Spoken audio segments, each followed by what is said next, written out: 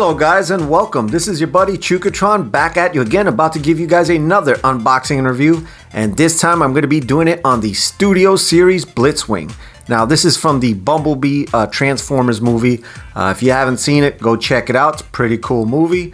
For everybody that has seen it, which should be mostly everybody, this is the character in the beginning of the movie that ends up ripping Bumblebee's voice box right out of his neck. So we all thought it was Starscream till it was confirmed that he was actually Blitzwing, which I don't know if that was just a correction, because to me he looks more like Starscream than Blitzwing, but whatever. Here's the figure here, and I haven't bought an actual movie figure since 2007, and I think the last figure I purchased was the Jazz figure from the movie. That's probably literally the last figure I bought, and I did a review on it, God knows what, 14 years ago. So anyways, I'm back at you again, about to unbox this, and let's open it up and take a look at it. But before we do it, let's take a quick look at the packaging now.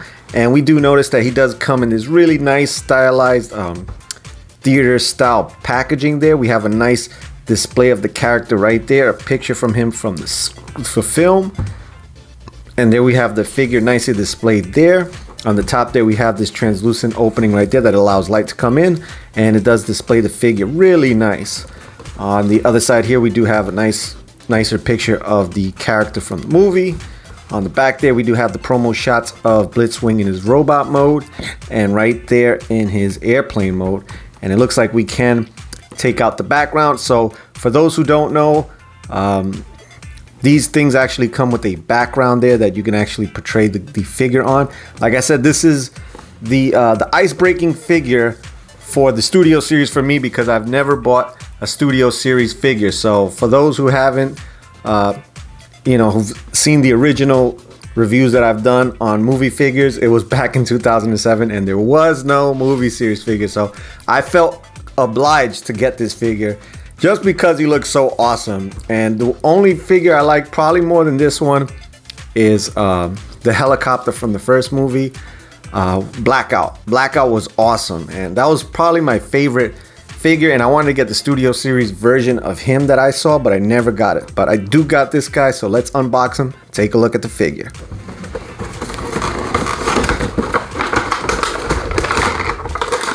Alright guys, so here's a look at the figure with the inside bubble. We notice the figure beautifully displayed, man. He's looking awesome.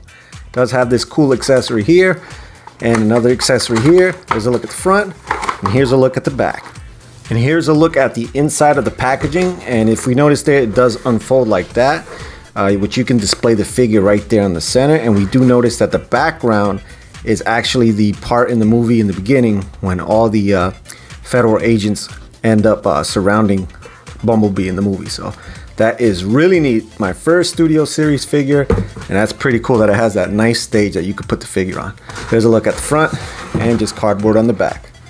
And of course he does come with a instructional pamphlet there. So there's a look at the front of it. It's pretty smaller than the War for Cybertron line there as far as height goes, but it does fold out really nicely, and it's really long. So I don't know how technical this figure is, but there's a look at the front. And when we look at the back, holy smokes, he looks pretty technical, but pretty sure it's going to be awesome. Alright guys, so here's a look at the figure now out of the packaging, and man, I'm telling you guys, once I took it out the packaging, I just was like, wow, this figure looks awesome. And now that I have it in my hand, man, it just looks great. There's a look at the front of it there. We notice so much different details, and man, this thing is just so nice. I'm just blown away. I literally just took it out, and I'm just like, wow, look, this thing is great. Now, this is the kind of quality that I wish we got from a lot of figures in the various lines, because for the price of this figure, man, it totally is worth it. I mean, I feel like I'm holding a model in my hand. So looks really good overall. There's a look at the front. On the side there, that looks pretty good. Some kibble right there. And on the back there, doesn't look too bad, but the front of it just, wow, that thing just looks awesome. So let's take a closer look at it. So first I'm going to start off on the head mold there. We notice there, man, look at all that detail. That is just amazing. Notice there his eyes are painted bright red. We have this weird looking face sculpt, whether it's like a mouth, some teeth. a gas mask. We have some translucent plastic there on the bottom, which kind of gives the effect of a gas mask there. Notice the back here has some paint, really nice. On the back of the head, it looks like actually like a jet booster there. And we notice the front there, we do have that nice paint there. Mine has a little bit of scuff in there, but you can see the front of the cockpit there.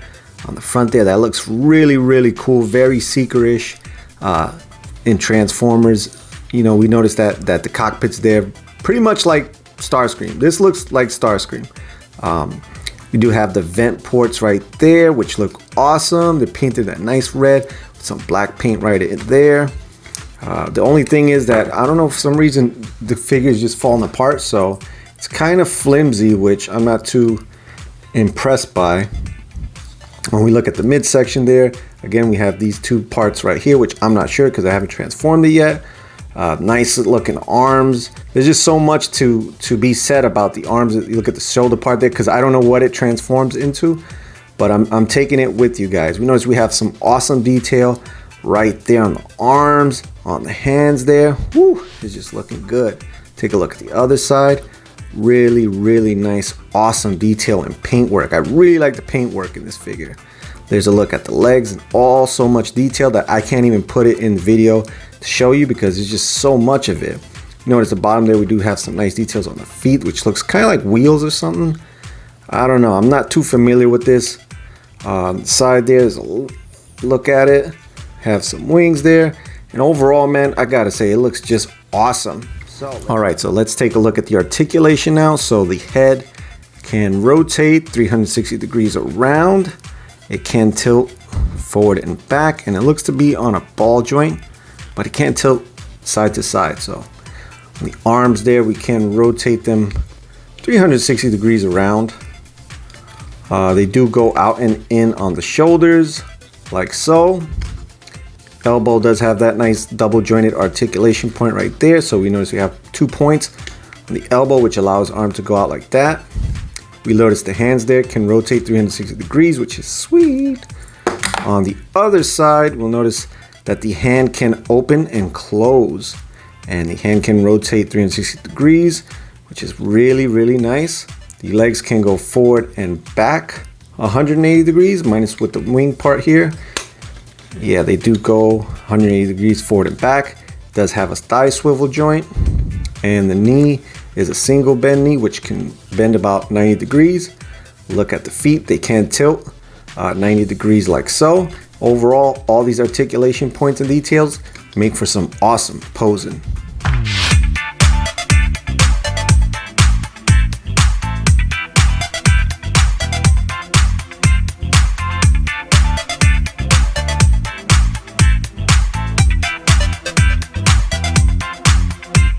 All right, now on to the accessories. We're going to take a look now at the first accessory, which is this here.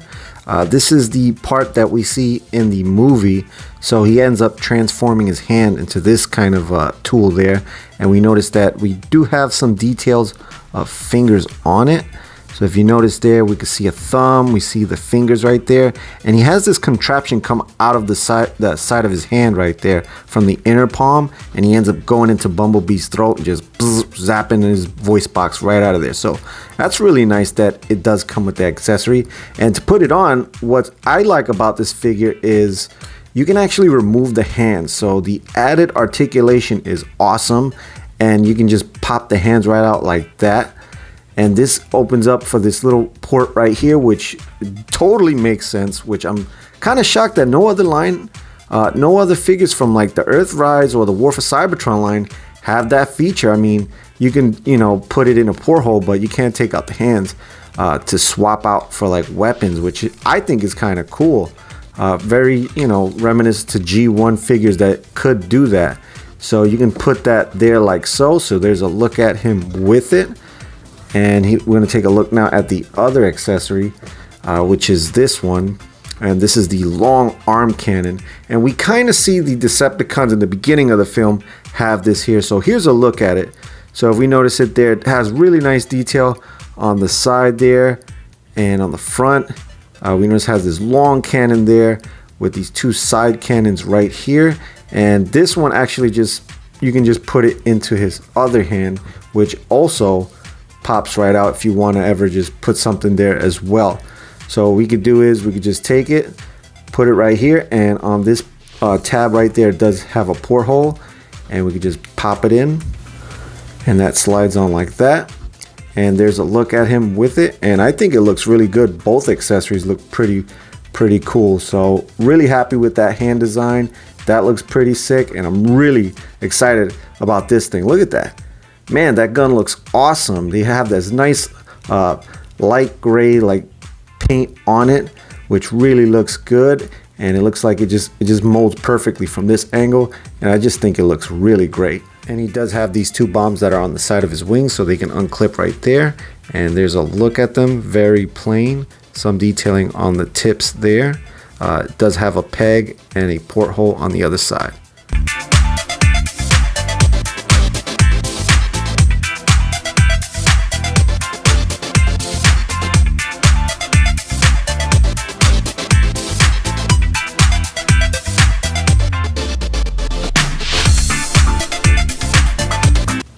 And lastly, we do have the background that the figure comes in.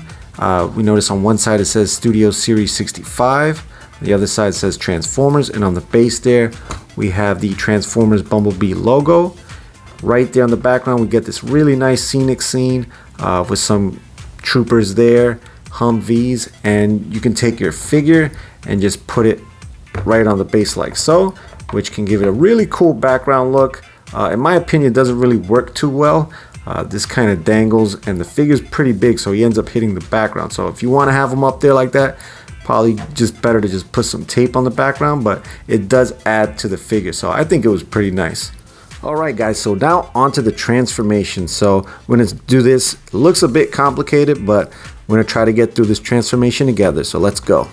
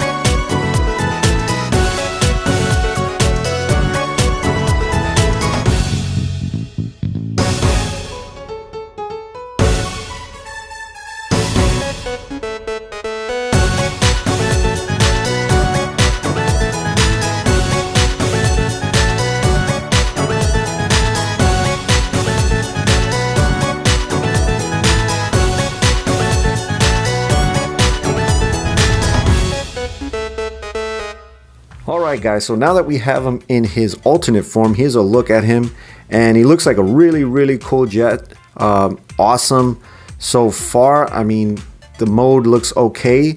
I kind of wish there was a little bit more paint apps now that I do have it in this mode, so we'll take a look at it here. Here's a top view of it there. We notice we have those nice red lines going through the top section like that, and the paneling right here kind of doesn't really snap too close on mines. Now I'm not sure if that's the case with most of them, or if it's just me not transforming it right. I kind of just do this just winging it for the most part, and then I'll end up looking at the instructions. But I mean, it looks pretty good. It's not too bad. So overall, I think that looks all right. They do have this nice dark gray paint, which looks pretty cool. The cockpit here really looks good. You know, we noticed we have that translucent orange plastic there, and we can open that up and close it. We notice that we do have Blitzwing's head just sitting in there, but it is nicely covered in there, so it's not too bad once you close the cockpit. The sides there, we notice the air vents look really good that were on his chest. When we look at the side there, it looks really cool on the side. We do have some kibble here. We do have the feet kibble right there. And when we notice there, we do have a landing gear right there with the wheel, which is pretty cool. We notice that we do have some wheels also on the back there, which look pretty good. On the bottom there, a lot more kibble. Doesn't look too bad though, because we can add this part right here, which was the gun earlier. And that, I think that really just clips in there and it just stays real snug pretty nicely. And we notice we also have the hand part, which we can clip like that there, or we can use this 5mm port to go right here or wherever we can on this figure if we want to. So looking at the bottom, doesn't look too bad. This kind of fooled me on the robot mode because you thought that was a cockpit when it really wasn't, but doesn't look too bad. A little kibbly, but in my opinion, not too bad. We noticed the missiles do look really nice there. When you look at it like this, I think it looks pretty cool. The back section right here, I kind of don't really like.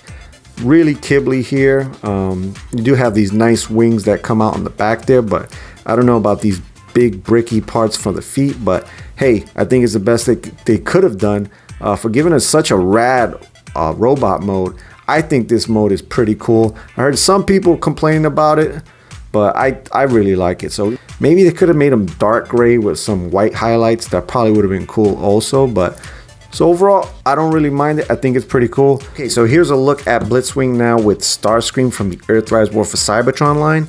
And we noticed there that Starscream is a little bit more slender, but he looks to be, yeah, he's actually larger than Blitzwing. So there's a look at them for size comparisons. And man, I gotta say that the Earthrise Starscream looks pretty sick, man. But overall, I think it looks okay. Is it as good as the Earthrise Starscream? No, but it's a completely different type of line, different figure. So overall, not too shabby. So there's my unboxing and review on the Studio Series Blitzwing figure. Overall, a really nice figure to have. The robot mode is just sick. I love it. It's innovative, it's fresh, and I'm glad that they updated the Seekers in this way. The alternate mode, not so much. The paneling and the kibble on it kind of takes away from the alternate mode, and also the lack of paint and details on it. But you're not going to have it in that mode anyway. So till next time, this is Chukatron signing out, saying peace, love, harmony, God bless. Thank you guys for watching. If you enjoyed this video, chances are you'll enjoy another one. Hit the subscribe and notification bell for more Chukatron content.